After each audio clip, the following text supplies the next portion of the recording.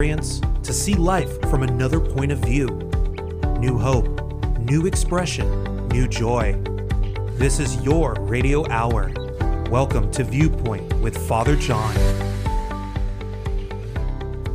And welcome, friends. You are tuned to KCAA Radio, 1050 AM, 102.3 FM, 106.5 FM, or on the web at kcaaradio.com. This is Viewpoint with Father John, and I am your host, Father John Reed. You can also follow this show on Facebook at Viewpoint with Father John, or you can go to our website at viewpointwithfatherjohn.com. That's all one word. And if you want to support this program, go to the support button, push it, and you can help keep this show on the air. All of God's children are endowed with extraordinary purpose and ability. I am on a quest to help as many as possible in fully realizing their divinely inspired potential. Disposing of false narrative and embracing genuineness inspires clarity of purpose. My role is to help overcome self-imposed limitations in realizing one's spiritual potential. And this evening's show is brought to you in part by St. Teresa's Open Catholic Seminary, progressive, independent, truly Catholic education for ordained ministry and lay leadership. For more information, please call 1-800-790-9739. Again, that's 1-800-790-9739. And tonight, during the second and third part of the show, we're going to have a very special guest this evening, Dr. Sylvia Mann, and I'm very excited to have her with us this evening. You know, this is a very special week. Not that all weeks aren't special, but this week we're talking about somebody who is a real hero in my way of looking at things and the way he's changed his country, which is Martin Luther King. As we know, he was assassinated 50 years ago this week. And this is a man of true courage. He really put forth the nonviolent teachings of Christ Jesus about showing up, being present, not responding with violence. And one of the people who worked with him is somebody who I still have tremendous respect for, John Robert Lewis, who's a U.S. rep from Georgia, 5th District, if I'm correct. And here's a man who has really stood up to people in a very loving, dignified way, a way that is beyond the courage of many people. He knows what it's like to be on the end of violence. He knows what it's like to have people pour hot coffee on him and hot cocoa and spit on him and not react. To instead look them in the eye, to pray with them, and to try to see the spark of divinity that's in them rather than react with anger. Brothers and sisters, that's what real courage looks like. This is the kind of courage that Jesus showed, that instead of meeting violence with violence, he met violence with love. And if we are going to call ourselves Christians, and to be honest, a lot of you who know me know I don't use that term too much because I don't like what it's turned into. I rather say I'm a follower of Christ Jesus, because Christianity has just become kind of an exclusive club, and that's not what it was meant to be, because Jesus said to follow him, not worship him, but we found it easier to worship than to follow. So we did that. But as a follower of Jesus, I think it's important that we too take the stance of nonviolence. And there's a big rising in our country right now that I'm very proud of. You've been hearing me talk about for the last few weeks, and it's these young people who are showing tremendous courage, and yet the people of violence are trying to attack them over and over again. And with nonviolence, they continue to respond and win, because they're responding with love. They're getting out of who's right and into what's right. And they're showing tremendous courage.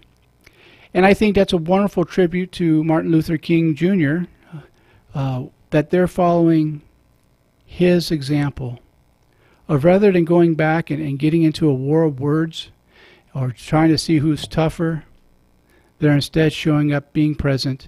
They're using intelligence, which I think is a greater might. And they're really putting into practice things of the gospel, whether they know the gospel or not. It's funny, there's people who seem to know the gospel but have no idea what it means. There's people who don't know anything about the gospel but live what it means. And I'm more impressed with the people who live by what it means than those who've memorized Scripture. I can remember when I was in seminary, I'm one of those people who memorizes everything, partly because I'm dyslexic. And when I read things, I tend to read them backwards. And so I learned that if I memorize things from hearing them, I retain them much greater. And I can remember I was going to learn the entire Bible so that I would know everything about everything when it came to Scripture. And I became what's called a walking encyclopedia of useless information. And I had a friend tell me that's what I had become, and said I had become so heavenly minded I was of no earthly value. And they were absolutely right. Instead, I need to learn how to live this stuff. People don't care about how much you know. People don't know how much you memorize. They care about how you treat them. And the people I've served, many of them have not remembered a word I said to them, but to remember how they felt with the way I cared about them. Now, when I say that, I'm not patting my own back, because I learned this from other people. And I can remember a friend of mine sharing an experience he had. He was in a 12-step recovery program, and he was speaking one night, and he was telling me that people, it's not the prophetic things that you say that help people, it's the kindness. And he gave me the example that he was speaking at this meeting one night, and there was a gentleman in the front row who was just coming off a bad drunk, and he was shaking so bad he was almost leaping. And he was trying to light a cigarette. This is back in the days when you can smoke in buildings. And he's shaking so bad he can't get the match and the cigarette to mate. And at one point, there was an elderly lady sitting next to him who took the cigarette, lit it for him, and put it in his mouth.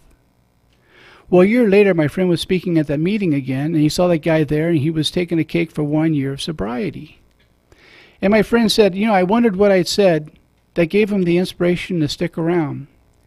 And when the guy stood up to take his cake, which is the tradition in that particular group, the guy said, I was here a year ago, really sick, shaking really bad. I don't remember who the speaker was or anything he said, but I couldn't light my cigarette. But the lady sitting next to me lit my cigarette and put it in my mouth, and that very act of kindness is what kept me coming back. Ergo, what I'm talking about, it's not the pearls of wisdom we try to give people, it's how we treat them with love.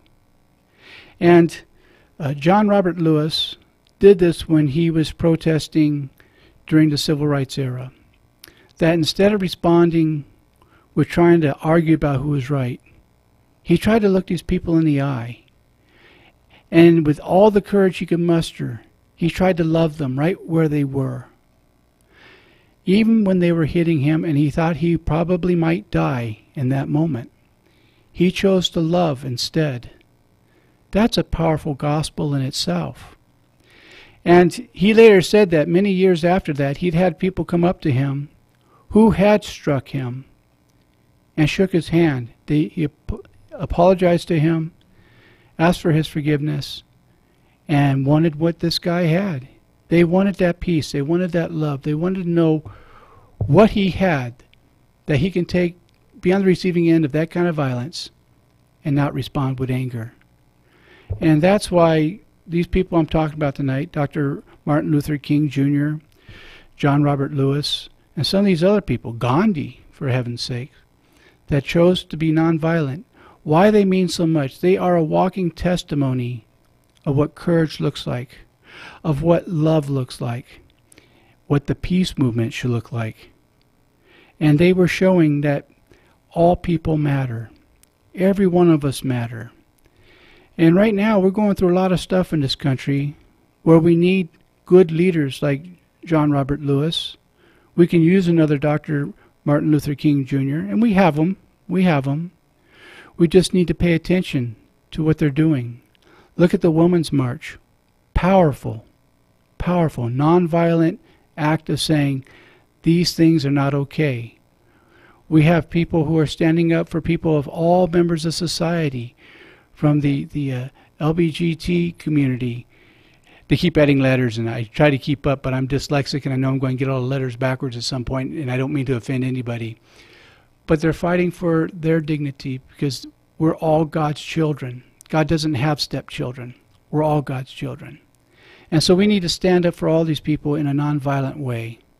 And so as we give tribute to Dr. Martin Luther King Jr. this week, I hope each of us will take a moment in our prayer and meditation and ask how we too can be used as an instrument of peace, an instrument of love. How we can stand up for people who don't have as much as we have. It's easy to look down on people.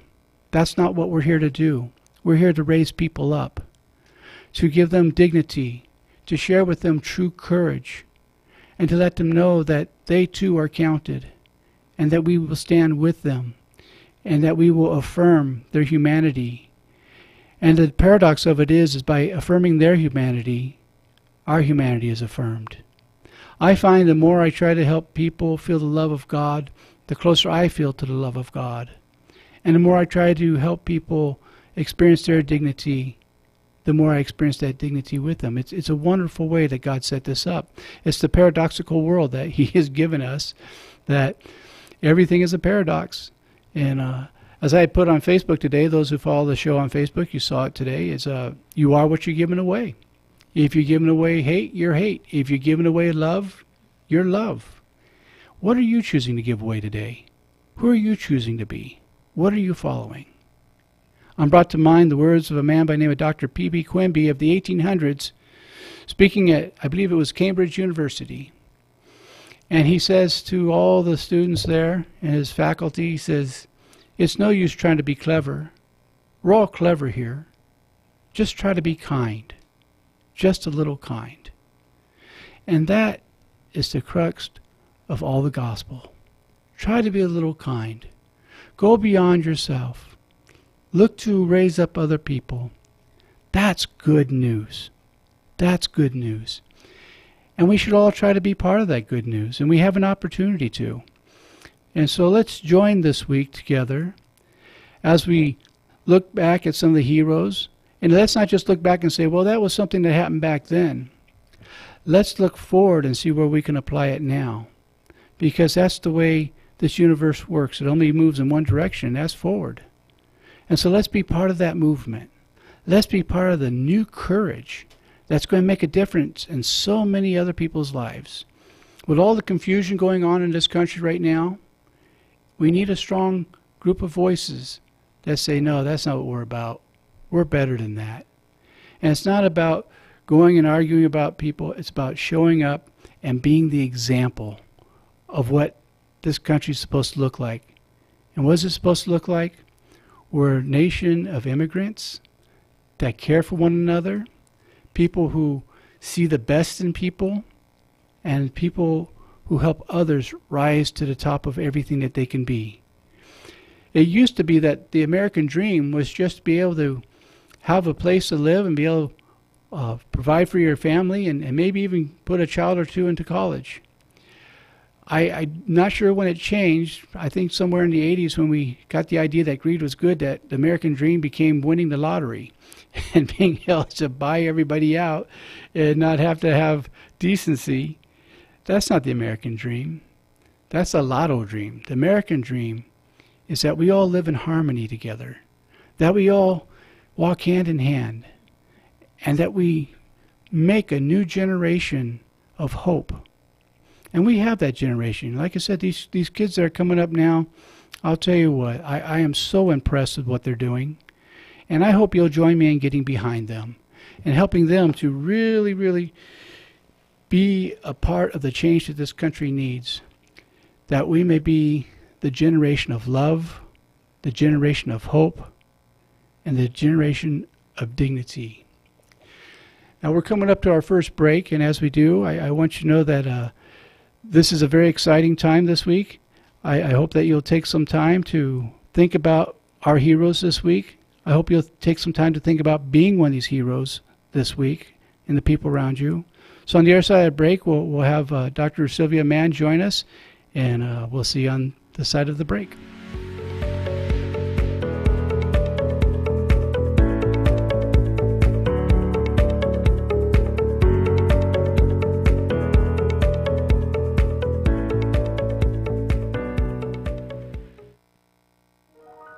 The loss of a loved one is one of the most challenging experiences in a person's life. It's hard to know where to turn to make your loved one's final arrangements.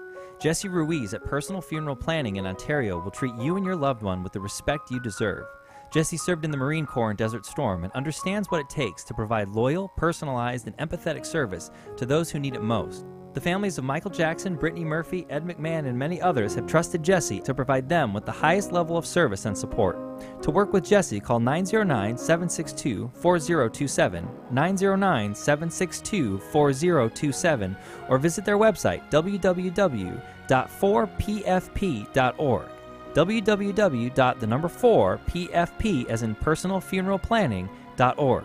Jesse Ruiz and Personal Funeral Planning, veteran-owned and operated, helping you plan a personal, lasting tribute for your loved one.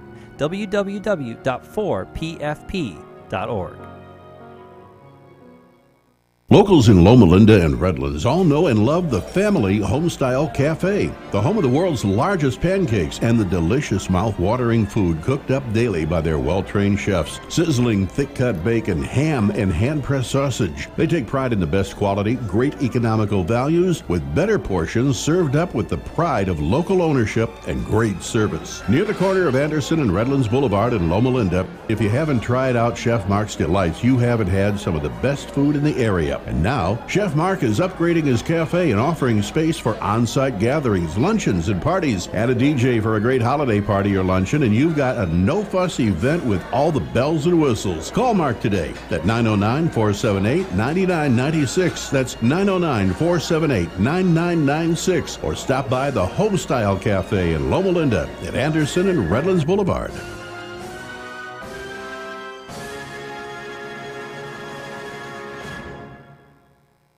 Know your rights and responsibilities. You're a hardworking student. You've grown up here. You're striving and working towards the American dream.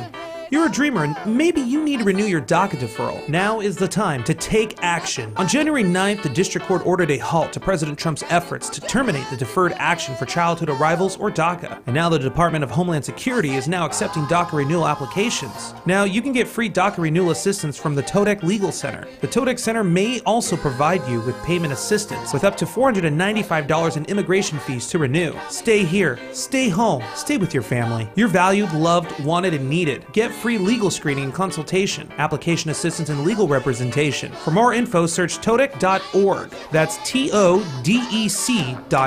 Or call for upcoming workshops at 951-943-1955. That's 951-943-1955 for the TODEC Legal Center. And dream on.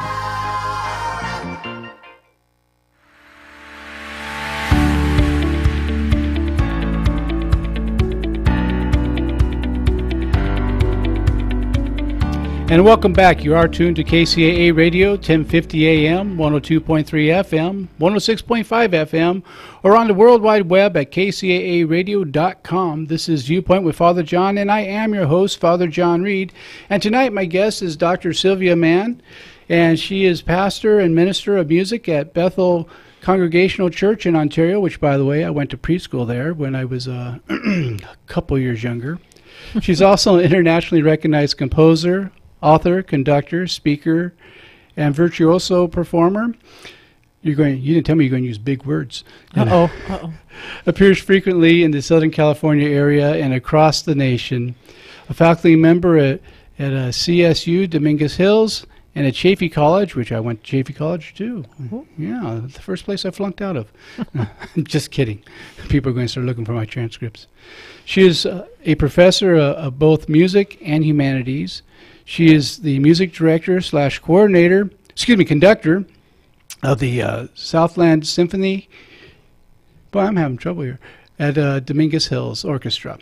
And she has a much bigger biography than that, but my dyslexia is kicking in, and before I make the good reverend upset, I'm going to go to her. Welcome to the show, Dr. Mann. Thank you so much. It's great to be here. It's an honor to have you. And what an interesting combination. You have both pastoral ministry and music ministry. That's a wonderful combination to put together. How'd you find your call, and what was your road like? Well, it's it's a kind of a long story, but I started out studying music. I mean, in terms of when you go to college and what are you going to major in? Well, I'm going to be a viola player. So I went to college. I became a music major. Then I added being a composition major in music, and then I added conducting. And all along the way, I was always really involved in various church work. I mean, I grew up in the Methodist church. I got a little tired of what I thought was a fashion show when I was in junior high and went to church in the park and things like that. I was, I guess at the time, really looking for spiritual authenticity. Sure. And I wasn't finding it where I was. I don't know whether that was anybody in particular's fault or if it was just a little too plastic for me. Sure. Yeah, so I went on, but I was always really active in the music departments of the church. So while I went to college, I worked my way through college partly by being a church musician, wherever I was called to do that. I worked for every kind of denomination you can think of. Wow. Clear through graduate school and after. I've been a cantor in a temple. I have worked for Eastern Orthodox churches. Hey, I've been my home. Yeah, I've been an organist in a Roman Catholic church. Nice. I've, of course, been a minister of music in a Methodist church, and I've served in Presbyterian churches, and my very first paid church job as a director was for a American Baptist church. Wow. So I have this really wide ecumenical approach to both my music making and my worship and my spiritual curiosity, because, of course, everywhere I went looking at that. Seemed like never had a stop to this little tapping on the shoulder that you hear from God. Somebody's out, so you lead a Bible study, or you lead a prayer group, or, oh, the pastor's sick, can you do some sort of a sermon? And so that kind of thing went on and on and on. I studied a lot of theology and liturgy when I did my graduate work, and still was convinced that what I was called to be doing was to be a musician in the churches. I almost took a path in the Methodist church towards ordained Methodist ministry. Sure. In music, with Good music, organization. but I didn't do that. I ended up moving across the country, doing other things, eventually became ordained in the metropolitan community churches. Oh, okay. And again, I was functioning as a minister of music, as an associate pastor, that sort of thing. I ended up back out in California after many years in Louisiana, and was working at a Unitarian church for a while. Yes. Then I ended up out in the Inland Empire. And all of these churches, I was primarily music and doing some assistant pastoring sort of thing. So at the Bethel Congregational Church, I dropped in and visited. This occurred after having lost a house to foreclosure. Oh, goodness, yes. And having, there was a big staff change at the Unitarian Church. We had our minister resigned. We had a new board. Many people left, what they were Sure. doing. And I was moving much further away from that particular church. So I said to my partner, let's see if we can find a church we'd just like to attend for a while. And we Right. found Bethel. And we walked in, and it was a small congregation, and they were meeting in their chapel. And they were singing their hymns to recorded organ music on a CD. I've been in small parishes like that, yes. Yeah, and they were wonderful, open, welcoming people. And we liked it. Good. And we thought, no, we're supposed to look at all kinds of churches before we choose, right? So we looked at all these websites, and we found all these big churches that had everything all together. And at the same time, looked at them and felt like, but what do I have to give to that church? They already have everything. Right. I've never been in a church where I wasn't somehow involved in serving, in teaching, in all of it. And so we came back to Bethel. And the next time we visited, the CD player broke. So my partner and I, she's also a musician, went up and led the music for the rest of the service. And that was it. We were there. I became their minister of music. And then a few years later, when their pastor left, I accepted their call to become their pastor. And they said, but you have to keep doing our music.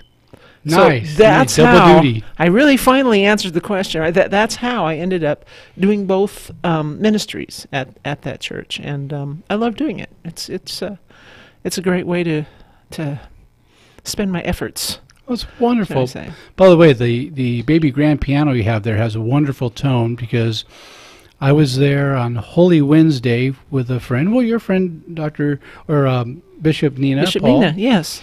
And so she was doing a Chrism Mass, and she was kind enough to include me in that. And so I decided to test out the ivories and see how they're doing. You have it well tuned. Oh, good. And, I started out at Chaffey College as a music major myself. Ah. It's funny how many people in clergy do that. I was a voice major, and they had no idea I couldn't read music. I had faked it the whole time. I was in Chaffey High School's chamber singers, and so when I auditioned for Dr. Joy Shannon at the time, Okay. we were supposed to sight read, and she had no idea that I was faking the sight reading. And I got in on the first audition in her top group, and she didn't realize until the end of the first semester. She said, John, go over and play this on the piano, this piece. I said, because, I played piano. And I said, I'm sorry, I haven't heard it enough. I can't play it. She says, what do you mean? The music's right there. And that's why I had to tell her, I don't read music. I play by ear. And she says, you sight read to get into this class. What do you mean you don't read music? I said, no, ma'am. I counted lines, and I knew what the intervals were, but I didn't know if I was looking at an A or an F. And so I was in a lot of trouble for getting into their top choir that way. But it's funny how many of us start out that way. Show business is almost a big part of ministry sometimes. I did a lot of comedy through the years to pay for schooling. Now, you have the title of doctor. What is your doctorate in? I have a couple of them, but they're both music related. Okay. One is in conducting. All right. And the other one is in, is in performance and composition. So it keeps me kind of busy with all of that. But I've never been a person that could just be single-minded. Right. Maybe it was that ecumenical background, but I always have to know all these different parts of things. I like diversity, and Absolutely. I like it in all sorts of places. Now with MCC, was that with Troy Perry? Yeah, he was in Dallas at the time, and I actually was in Northwest Louisiana. Okay. At that time, and it was a couple of small churches that I was involved with there that ended up helping me pursue that and finish up a few extra courses and do all of that with them. And I didn't keep active in the MCC after I got back out to California. Sure. And so, as a result, I'm now with the United Church of Christ, and I've been busy with them for several years now, and I love both of those organizations. What I really like about the UCC is the wide open diversity. Yes, I've had people say, "Oh, are you the gay church?" And well, we're very happy. I said, "Yes, we're very happy." And I said, "Actually, we are an open and affirming church, and we fully embrace the ministry and the contributions of our LGBTQIA, etc." And I get lost as you do. What is IA? What is IA? Internal Affairs. Yeah, that must be it. It's just. There are so many different manifestations of us as humans, and everybody is seeking for an affirmation of their particular self. Sure. I'm really, I've been looking at this because I'm a member of that community. Right. So I look at that, and when I was in the old days, when I was coming up, it was a big deal for a woman to say, "I'm gay." Yes. You were supposed to say, "I'm a lesbian." Right. And the men are the gay ones. And I'm like, well, I want to be happy too. But no, it was just. God bless you. That's great. I just think it's one of those things where people are tired of being shoved aside. Absolutely. And so people deserve their identification. And their dignity. I like to tell people if they're going to come visit us at Bethel or I said we're going to know you, we're going to see you, we're going to welcome you. Right. You as a person, you're going to get known here, because right now we're still a small congregation, and so if you show up, we're going to know who you are, and we want to, and we hope you want to be known. Well, that's why I've always liked smaller churches. I've had both large congregations and I've had small parishes, and it's been a slow progression. And I agree with something that Richard Rohr says. He's one of my heroes, and he says 2,000 years from now, Christians are going to look back and see this time as our infancy as Christians, because we have so much to discover still. And Eastern Orthodox, my own denomination, has had a lot of struggles with learning open-mindedness. They went so far as to say, well, we love you, we affirm you, but live a celibate life. And that's not the will of God either. And I had a new parish in Arcadia, St. Michael's Parish, and the uproar that took place through the denomination when I couldn't believe how quickly it went through the entire organization, that the president of my parish council was openly gay. And she did a wonderful job.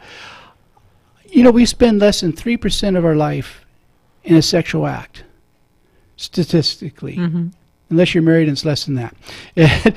And we spend 97% of the time wondering if it's the right kind, instead of figuring out, are we in a relationship that's based in love? And if it's based in love, what else matters? There you go. And so, being Irish, I was the token white boy in the Syriac church, and as I used to say affectionately, I'm sure I'm going to get a letter or two for that one. But I've always been very ecumenical. I've been very much into people, and I've been fortunate that I've had so many people from so many walks of life that taught me that all of us are just trying to do the best we can with what we have, and the highest that we can become is human. Mm-hmm. And so our job is to help embrace each other's humanity and give each other dignity, and to appreciate the uniqueness of each person, because each one of us, we're only made once. We are a one of a kind in an eternity, which is so cool. We're coming up on a commercial break, and on the other side of it, we're going to talk tomorrow with Dr. Mann. I'm really thrilled that she's here. So take a moment, listen to the commercials, and then go to our website and then press the support button, because we want to stay on the air. And we'll see you in a couple minutes.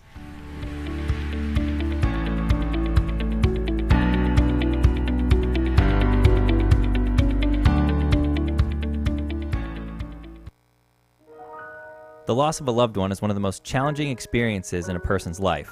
It's hard to know where to turn to make your loved one's final arrangements. Jesse Ruiz at Personal Funeral Planning in Ontario will treat you and your loved one with the respect you deserve. Jesse served in the Marine Corps in Desert Storm and understands what it takes to provide loyal, personalized, and empathetic service to those who need it most. The families of Michael Jackson, Brittany Murphy, Ed McMahon, and many others have trusted Jesse to provide them with the highest level of service and support. To work with Jesse, call 909-762-4027, 909-762-4027, or visit their website, www.4pfp.org. www.4pfp as in personal funeral planning.org. Jesse Ruiz and Personal Funeral Planning, veteran-owned and operated, helping you plan a personal, lasting tribute for your loved one. www.4pfp.org. This is Dick from Carpet Masters. Carpet Masters has been serving the Inland Empire for over 60 years. We are locally owned and operated by the Stevens family. We not only clean carpet and furniture, we clean many loose rugs, including Oriental rugs. Oriental rugs are cleaned in our modern facility where the fringes are cleaned by hand, then hung in our modern facility to dry. We do not use steam cleaning to clean your fine furniture. Furniture is cleaned by hand using the same absorption cleaning used in the White House. Some furniture we bring into our plant to clean properly. We normally use 2 men on each cleaning job using the extraction method. There is nothing that would clean carpet better for our customers. Our job is to clean properly with quality first. Google Carpet Masters San Bernardino and give us a call, or go to carpetmasterssocal.com.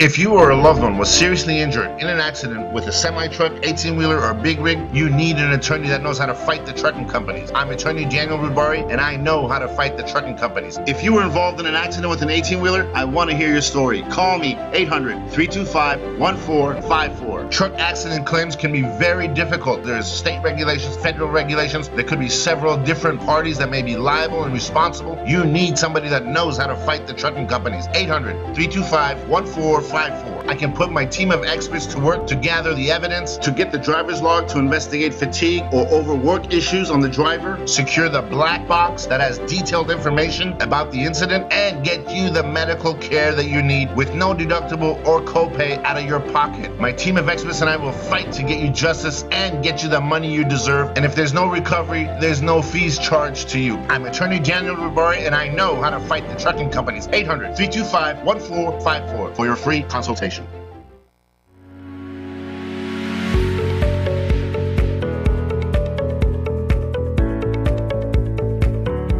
And welcome back. You are tuned in to KCAA Radio, 1050 AM, 102.3 FM, 106.5 FM, and the World Wide Web at kcaaradio.com. This is Viewpoint with Father John. I'm your host, Father John Reed. I'm practicing my art of stuttering over here. I'm having such a good time with Dr. Sylvia Mann. We're having a great time over here. I almost forgot to come back on air. Thank you, Carlos, for reminding me.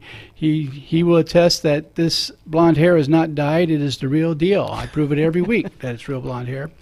And again, I want to give thanks to St. Teresa's Open Catholic Seminary, progressive, independent, truly Catholic education for ordained ministry and lay leadership, for them helping to support this segment of the show.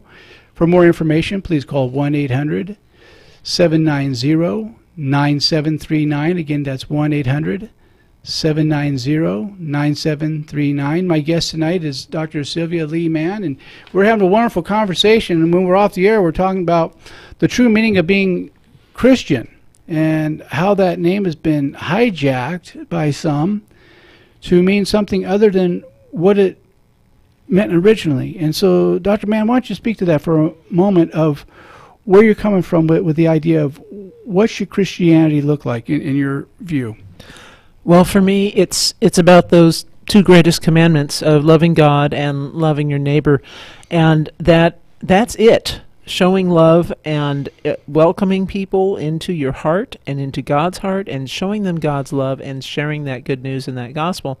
And it doesn't matter whether that person is tall or short or fat or thin or gay or straight or African or Chinese or Hispanic or Latinx or Irish or Syrian. It doesn't matter, and I don't even have the knowledge of all the possibilities in the world. But basically, it doesn't matter who you are or where you're from or even where you are on that spiritual path. What matters is that you are welcome to God. Yes. And I've been telling people it is time for those who are Christians and want to follow that way of God and truly have that in their heart to reach out and claim that name of being a Christian and say, this is Christianity, this love. Right. That's it. And a lot of people don't realize this. Now, some people are going to think I'm kidding, and I'm not. There's some people who don't realize that Christ is not Jesus' last name. Christ comes from Christos of the Greek. It means the anointed one, but also Emmanuel, care of God's people. And what does that mean, really? That God wanted us to give somebody that we can fall in love with, identify with, and be in contact with. And that's why God came as Jesus. That's my understanding of the gospel. So that we would have something to hang on to and not just some abstract. And the whole message that I learned in school, and it sounds like you learned the same thing, is that it's all about the love. It's all about the love. That is it. As pastors or as priests, we are called to share that love and to care for God's people. And who are God's people? Everyone. I think it's Yes. something my friend Chuck Chamberlain, Richard Chamberlain's father, the actor. Oh, Chuck okay. was a good friend of mine. He helped me find my calling to go into the priesthood. And he said, if you were to ask me my religion, I'd have to say it's the way I live my life. It doesn't matter what I call myself. The way I live my life tells you everything about what I believe. And I think there's a lot of truth to that, because if I'm going out there saying I'm Christian, but I'm mean as heck to everybody, am I really Christian? I think it's an oxymoron. Yeah, there's the question, and there is one of my great concerns, which I've expressed to many people, because I find that there are many people that are on the margins of society, many people that have been disenfranchised, many people who have what a friend of mine calls Christian PTSD, Right. who have been severely hurt by the church. And by the church, I don't mean Christ's bride, the followers of Christ. By Right. the church, I mean that business organization, quasi-political organization, that organization that is putting its own survival above all, and Yes. that instead of loving God's people and showing that love, is instead judging them or trying to figure out how much money they can get from them. And there have been people severely hurt and people exorcised from Right. their church, or people shunned or shut out and very, very badly hurt. And what I want those people to know is that if you come to me, at least, or if you come to Bethel, or if you come to a real Christian, Sure. you're going to be treated with love. And it's the job of those who are following the way of Christ, the job of those who are Christians, to show that, to be the hands and feet and eyes and ears of God, and to do God's work. Well, I think they are being part of the body of Christ, too. It's just the back part of the anatomy.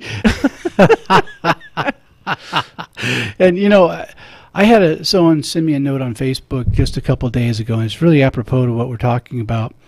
And they asked me with all sincerity, how do I know which is the right religion or right church? And what I wrote back to them is I said, I have a simple rule. When you go in there, do you feel loved? Do you feel accepted as you are? Do you feel welcomed? Do you feel that you are hearing God talking to you specifically, individually? If so, that's the right place. If not, go to another place until you do have that experience. And remember that it's okay to change our opinion tomorrow based on new information. Sure. But just, that's to me how you find out if you're in the right church. If you're in the right church, then you should feel really immersed in love, not judged. I love that. And that's something for all of us who are in any sort of leadership, in any church, anywhere, to remember that the people that come to visit, the people that come every time, what they need as part of what they get from church is really to be loved. Yes. And then, of course, to turn around and love. Yes. That there has to be community there, Right. give and take, people being able to give what they have to give, as you were talking about earlier. Sure. What you give in life is what you are. If you're giving love, then you are love. I had an interesting experience. I had the privilege for a number of years to work as a hospice chaplain. In fact, I worked with a great guy from UCC, Randy Lacey. I don't know if you know him. I don't know. He was in Marietta, and we were chaplains together. Just a wonderful example of God's love. Really enjoyed working with him.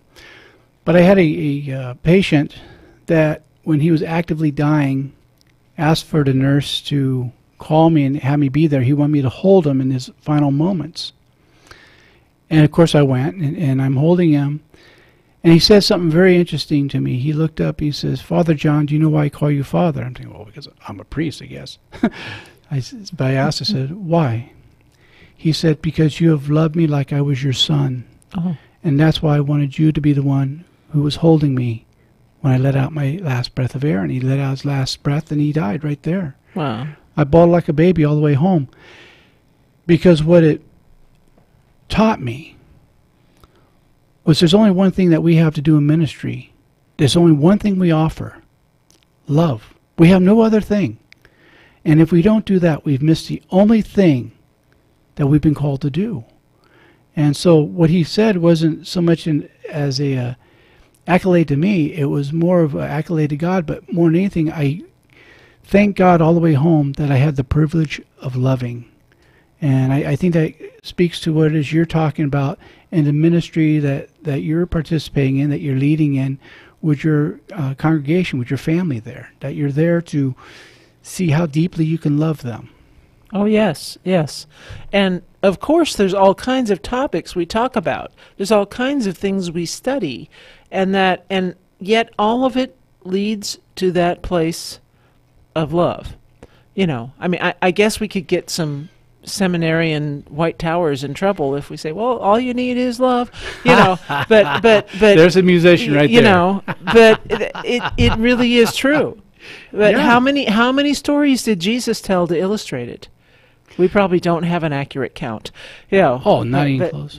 But you know, it's what we do. One of my favorite accounts, which I think shows how much we've missed the boat in the common day Christian church, where we spend so much time judging instead of loving, is you know the story with the adulteress, and they're going to stone her, which I always thought was interesting. They're going to stone the woman, but not the men involved. You know? Yeah. And of course, Jesus is there watching all this, and they're waiting for his input, and he's leaning down and writing something in the dirt. And then finally he says that famous line, "Let he who is without sin cast the first stone." And of course, everybody leaves, and because he's taking the fun out of it. And unfortunately, oftentimes on Sundays, that's where we stop reading. But there's a couple more verses that mean everything to me, that goes into what we're talking about. And I can hardly say these. I'm already tearing up because they mean so much to me. Everyone's left. It's Jesus and the woman. And Jesus says to her, "Now where are your accusers?" She says, "No, Lord, just you." And he says, "No, neither do I condemn you. Go and sin no more." I get choked up with tears with that, because to me that's the whole apex of what Jesus is giving us. He's not giving us condemnation. He's giving us hope. He's telling us, I know you're human. I love you. And you don't have to live this way anymore. And I love you through the entire thing. You're not going to be good, so I will love you.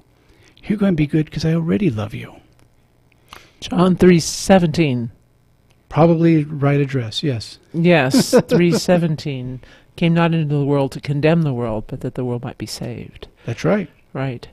You know, and that whenever I see the John 3:16 hats, I rejoice. Sure. But I think, but add 17. Right. You know, Right. Add 17 to that. Well, the printer had a budget, you know. I see. No, not enough space. Not Right. not enough space on there. Right. Not enough space in our heart. Mm-hmm. You know, I find in everything we do, even coming here and just chatting and Sure. chatting about love. You asked me much earlier about all these things, you know, Right. combining all of these things together. And what I have found, and my colleagues in various little UCC meetings and groups like that, they ask me the same thing. I said, you know what? Every place I go, everything, whether it's teaching a class at Chaffey College or at Dominguez Hills, or working with the musicians in the orchestra, or performing in some other orchestra, or whatever it is, teaching, giving a little speech somewhere, I always find that there's some opportunity to share that love of God. Yes. There's always some way to do that. I have students from every possible religion and race, even age group. And yet I find the greatest reward for me in teaching them in those places is that I can love them and truly care about what they're learning and how that's going for them.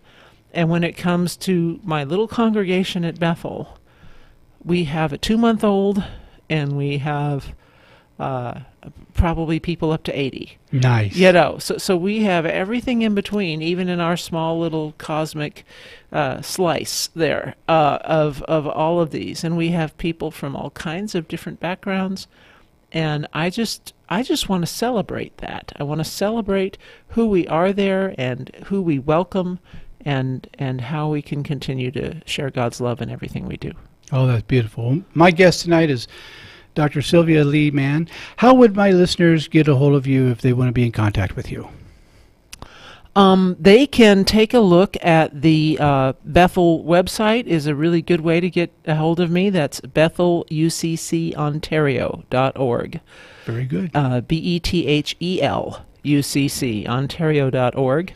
That's probably the best place to find me, because you can drop an email to me there or call. And what I'll do is I'll put on the website for the show, viewpointwithfatherjohn.com, all one word, and Father is spelled out. It's not FR period. I'll put that information on there. It'll be there in the next day or so, because I'm swamped over the next 24 hours. I have 3 funerals in 24 hours. Oh, no. Mercy. I'm going to be dead tired, so to speak. And so there goes the roll of eyes of Carlos. I did it to him again. But I will update the website so you can get a hold of Dr. Mann. I think it'd be fun to go by her congregation. What time are your services? We're at 10 a.m. on Sunday mornings. Bethel is on the corner of Euclid Avenue and F Street in downtown Ontario. That's right. You know, I used to have an office on the corner of Laurel and F. Oh. My counseling practice years ago, back when I was young and knew everything. And so stop into her congregation, spend a little time, say hi. You can see she has a very loving spirit, and I think she has a lot to offer in ministry, and it's sure been a lot of fun to have her here. I want to thank my dear friend Carlos, who's the best of the best when it comes to running the board. This sound engineer that is on top of the world, Mr. Carlos Gonzalez, the man, the legend, right there on the other side of glass, where he cannot reach out and smack me when I start going on a tangent like this.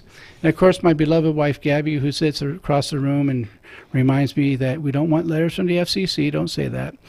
And she keeps me in line. And so it's been a wonderful evening spending another hour with you this week on the Viewpoint with Father John. If no one's told you that they love you, let me be the first. And, you know, if you are looking for a good book to read, I want to again recommend my book, because there's nothing wrong with shameless self-promotion. Close Your Eyes So You Can See Me, available on Amazon and also at barnesandnoble.com. And, folks, I'm working on a new book. Kind of excited about this. I have a new literary agent, and she doesn't know that I'm not literate. I'm just kidding. So keep watching this year. There might be another book coming out. I'm not going to tell you the name yet, because the publishers don't like you to do that ahead of time.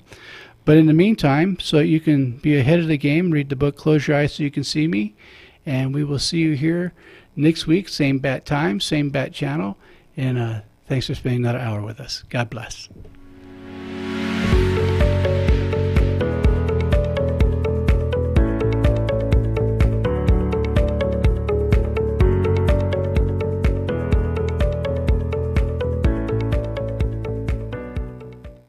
KCAA Loma Linda, 1050 AM, 106.5 FM, and now 102.3 FM. Another Twilight fantasy tattoo would like to say drug abuse is no joking matter.